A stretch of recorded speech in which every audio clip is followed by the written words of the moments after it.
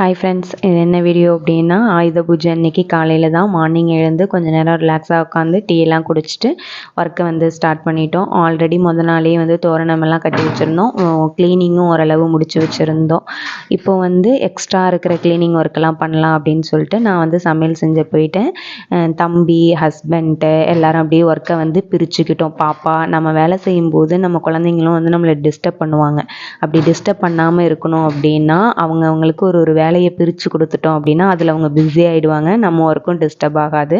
நான் சமையல் பண்ணிகிட்டு இருந்தேன். ஹஸ்பண்டும் டிவி, அப்புறம் ட்ரெஸ்ஸிங் டேபிள், பீரோ இதெல்லாம் தொடச்சிட்டு, தம்பியும் அவங்க ரூமில் இருக்க என்னோடய தையல் மிஷினு, அவங்களோட ஃபேனு அந்த மாதிரி எல்லாம் தொடச்சிட்டு இருந்தாங்க.